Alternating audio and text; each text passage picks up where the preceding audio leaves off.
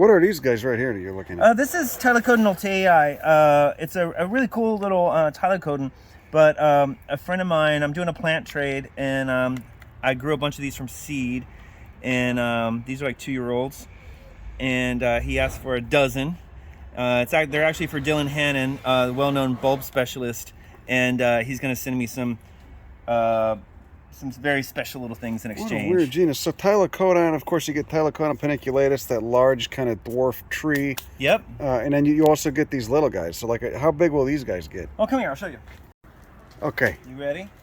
So Tylecodon altei, these are old plants, and so they're full grown. These are bigger than any plant in nature at this stage. I've seen these in nature, and that's what it does. These are the spent flowers from this past summer. So these things flower when they're leafless, and then, like a lot of these things, they leaf out for the winter season. And one of the things about this species in particular is that they often have markings in the leaves. One of the things I'm going for now is if we compare, this one actually has slightly better marked leaves. Oh, yeah, look at that. Those purple patterns. Yeah. Stephen Hammer calls them Gorbachev markings, you know, like... Oh, for like his port wine stain. That's right, exactly. Like, this is Tylecodon with a pork wine stain. And it turns out these can be quite red, so I've grown several hundred of these from seed, and I'm now busy selecting for stronger markings. So these are all Tylecodons right here? Yeah, pretty much everything you see in front of you here are different species of Tylecodon. This one's one of the coolest. This is Becolcianus. This particular form of it never leaves out. It doesn't have any leaves at all. You can see it has flowered, and in the summertime it'll produce pink flowers, and you can see these little things? So it'll flower. It's just photosynthesizing through the stem right there. That's right, yep. And then there's other forms of it that do leaf out. So that's a Becolcianus with leaves. And you see these all over Namaqualand. They're pretty common. And there's a couple different sort of branching forms and whatnot. This is a Tylecodon too. Which one is this? That's Willicii. This is probably the most common one you'll see in Namaqualand, and it's famous for being poisonous to livestock. So you often find these by the side of the road in big piles. The farmers will rip them out. This one's not particularly well grown, I'm afraid. Needs something done with it. And then this too, there's so much variation in the damn genus. That's crazy. Look at it, it's got little like bead-like leaves. Yeah, this one's very cool, Schiferianus. This I saw near Point Diaz in Namibia. And there it grows with the leaf tips at the soil surface. It's not an above ground plant at all. So this thing is totally submerged below soil. Completely submerged in nature. I grew a bunch of these from seed. These are all seedlings that I grew probably 15 years ago. And I kept them because, well, it's hard to see now, but when they flower, they all have different shades of pink flowers. And when they go dormant, they all the plants have different patterns of red and orange that the leaves turn. So they're actually really fascinating at every time of the year except for right now. How many species of Tylecodon we got in that genus? And is it primarily just in the southern part of the African continent, or? Yeah, they're almost entirely South African, and there's probably about 20 species. Interestingly, although they are pretty strictly winter growers, several species grow way out in the summer rainfall areas. So you'll see Tylecodon paniculatus. This is actually a very beautiful one that I gifted myself from Stephen Hammer's collection many years ago. And these things get massive. They can get upwards of what, like 6-7 feet tall? That's right, and big, like huge, as big around as a very large person. Yeah, what an incredible genus. Look at it. I just can't get over how much these little things. I'd never guessed it was a Tylecodon. You know, just knowing that I'm as these caudex forming succulents, crassulaceous succulents, and then here you got them just barely poking up above the surface of the soil. Yeah, look at all the damn hairs on that thing. Jesus Christ. Tylecodon pygmaeum is pretty cool because it has these shiny little bladder cells as well. Another plant that in nature, these are from quartz fields, leaves are down in the rocks. There's no above ground part of the plant at all, but in a pot almost always grows a stem. So the leaves would be just barely poking up above the Mm-hmm. soil They're actually surface? quite cryptic. They're hard to find in quartz. It's actually a really sweet thing. The first time I went to South Africa, Stephen Hammer took me to see this plant. We drove 15 feet off the N7, parked, got out, and he pointed this plant out to me. And he knew I liked Tylecodons. And these are growing on those quartz fields. Huh? Mm-hmm, yep. It's a real quartz endemic. And what is this? That's called Dipcotti. That's the genus? That's the genus. And what family is I that? believe it's also in the hyacinth family. Not 100% sure of that, but we can check. This one's actually quite cool because it's hairy. The Dipcottis I like because they're often twirly in addition to having a wavy leaf margin. So it's an interesting combination of characters that usually don't occur together. Just that fog catchment device, that's incredible. Yeah. And what's going on with these? Oh yeah, that's Radamanthus. It's another little bulb. In South Africa, especially in Namaqualand, you find these pans of granite, decomposed granite soils or limestone soils, or just shallow pans, and they're always full of tiny bulbs. Often Drimias, very nondescript little things, but also Radamanthus. Very cool little Nice things. Laconalia too. Holy shit. I used to have a huge collection of Laconalias. They're also a hyacinth family, obviously, and they're diverse and beautiful and very easy to grow. They're fast from seed, and some of them are extraordinarily beautiful. I tend to grow bulbs that have cool leaves. I don't want to grow bulbs for their flowers that otherwise are boring looking the rest of the time. I think most bulb people tend to grow for flowers. You got a little Anacampstros coming up in there? Yeah, it's just a little weed. That's one thing we didn't mention about Anacampstros is that they are weedy. They seed all over the place, and they're That's not a bad weed to have it's not a coming up. bad weed, but you know, if you don't want it there, it's a pain. No, And they're easy to pull. This is Crassula? Mm-hmm. Which Crassula is this again? What is that thing called? Is that Pyramidalis? That's not Pyramidalis, is it? Columnaris? It looks like a little nail sticking in the ground. Yeah. That's Conophytum bachellorum. It was actually named for being more or less solitary, just having a single pair of leaves. Although in age we now know that it will produce more, but it was lost for a long time. It was discovered in the 80s by this guy named Anthony Mitchell. He wouldn't tell anybody where it was. He released one plant in cultivation to a grower in England named Terry Smale, who managed to make hybrids of it, but only within the last 5 years or so has it been discovered in nature, and now people are growing it. And someone gifted me these 3 little babies just a month or so ago. It's crazy. It looks just like a tie nail, like these little the little railroad date nails that they put in the ties back in the day, so they'd have a little number on it. It's hilarious. Then you got these Avonias too, or now Anacampstros, whatever they're calling it now. Looks like a little pile of now, 15 paper. years ago, you would have said, you got these Anacampstros? I mean, I guess they're calling them Avonia now. I like the Avonia name. I wish they'd keep that. But anyway, so these are like you don't have to follow anybody's opinions about these things. It's a legal name for the plant. But you want a monophyletic name. No, you gotta monophyly is bullshit, and we need to get over that. Monophyly doesn't make any sense. Go read I Am Not a Bony Fish and tell me if you. So what is this? What's the name of this one? It is Avonia. Oh man, I don't know Avonias from shit, to be honest with you. Someone left them. But here, that thing's alive. That's crazy. Yeah, it's alive. I kind of think they're boring, dude. Like they don't do anything. Yeah, they're fucking weird though. What about when they flower? They got little pink flowers or white flowers or their what? Flowers are boring as shit. Don't let him hear you. Don't let him hear you. Don't let him hear you. Actually, their seed capsules are actually pretty cool. They make these little fibrous nets like this that the seeds sit in, and they have these little white faceted seed, and then the net kind of blows around and the seeds jostle out and fly away. So that's the only really cool thing about Avonia, if you ask me. That's fucking Crassula. That's weird as what the shit. Yeah, I think this Crassula barkerae, it's a really cool one. I only keep a few crassulas. I like these ones that stack like that, though. I think they're pretty cool. Okay, so what do we got here? Trachyandra, member of the aloe family, Aizoaceae. These are all Trachyandras right here?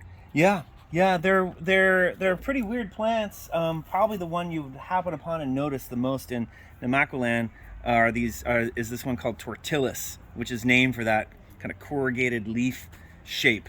Just more fog catchment probably, huh? Yeah, exactly. And there's a lot of forms of it. It's pretty widespread. This one, unidentified, is very similar, but it squiggles in a different way. Jesus Christ. I think that's a quite stunning little These plant. fucking plants are unreal. Look at that. These fucking weird monocots, man. Yeah, the monocots. Why are they so awesome?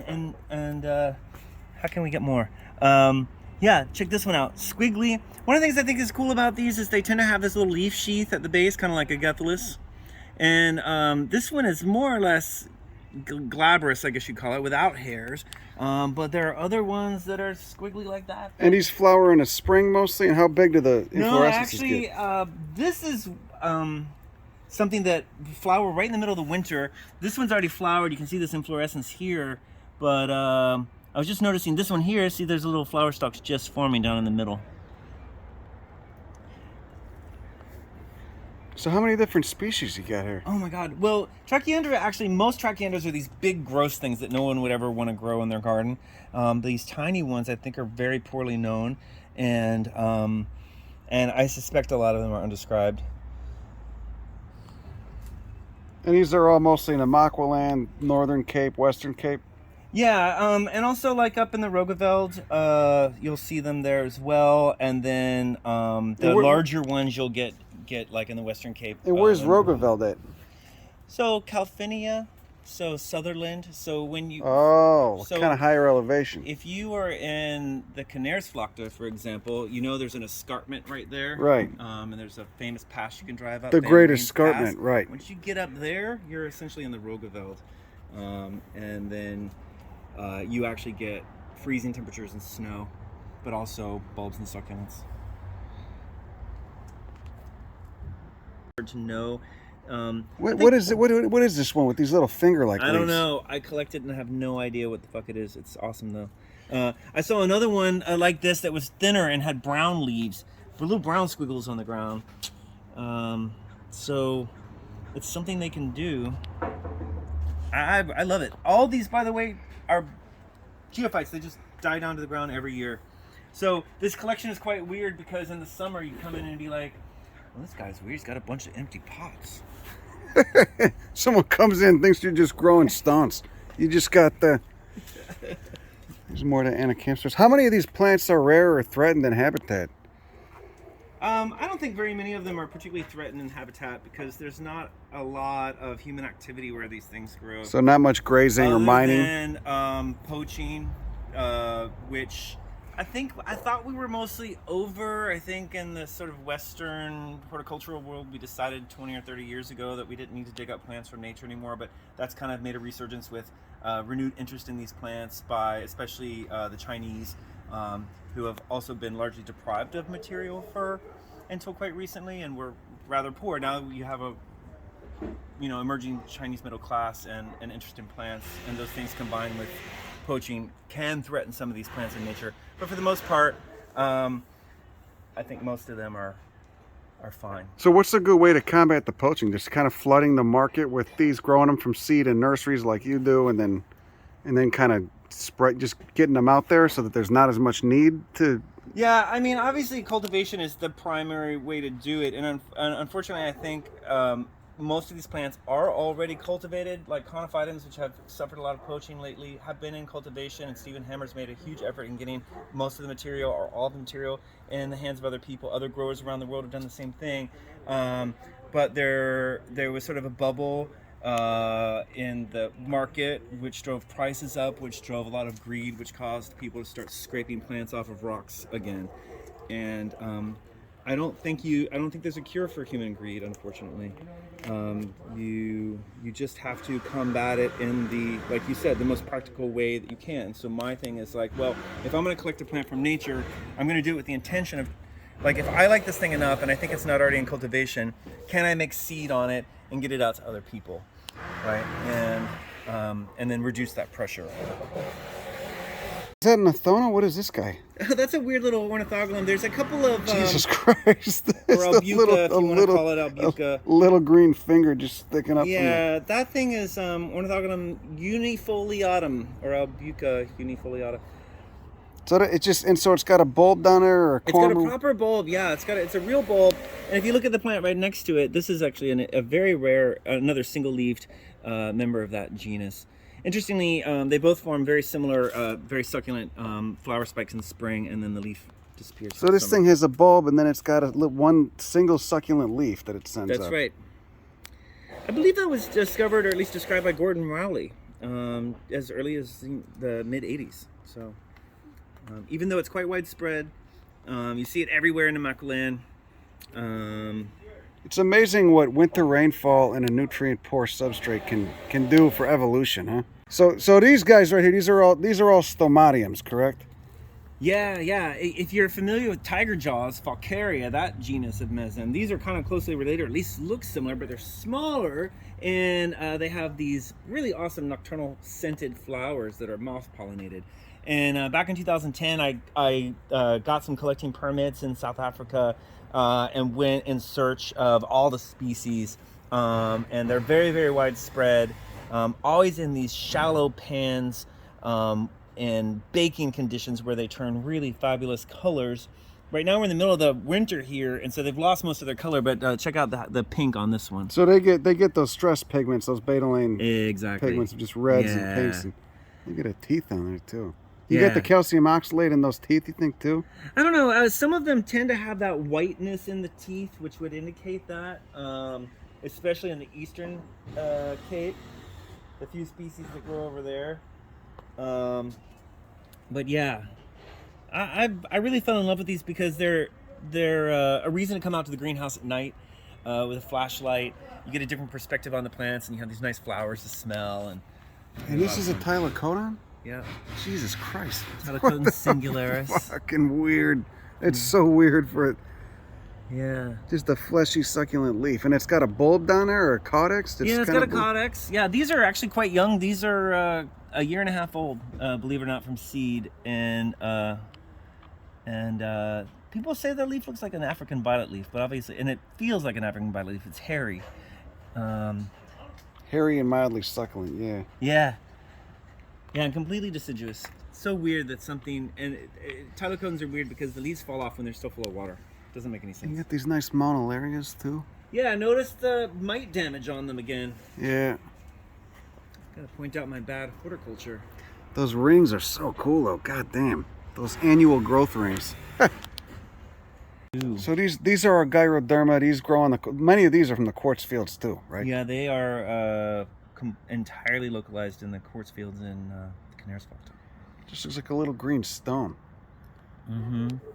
And there's the fruit developing, a little woody capsule. You got a woody capsule we could look at? Oh yeah. Let's see it. Let's see what we got here. All right, that's the end of that. If you want to see where that goes and how that fruit opens, how those woody capsule fruits of the Aizoaceae, of the mesembs, open, you gotta go back to that first video, that fucking hour-long video, and it's in the last 3 or 4 minutes of it. But this was a nightmare to edit, but I'm glad it's out there, and hopefully people get a little bit of insight into this family.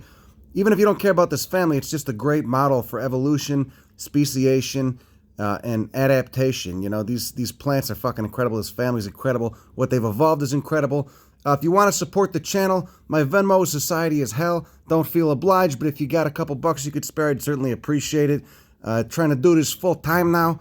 I'm just dedicated to educating people about plants and getting them excited about this stuff because it's a wonderful reprieve from the depressing and often dark nature of human society, of our species of primate. You know, we're fucking nuts. We totally are. Don't have to be, but we often are. And, you know, we need to get a connection back to that shit that made us, which is the stuff I'm trying to show people and get them educated about. So, anyway, that's all I got. Have a good rest of your evening. Got any questions, email me, crimepatsbobby. Go fuck yourself. Bye.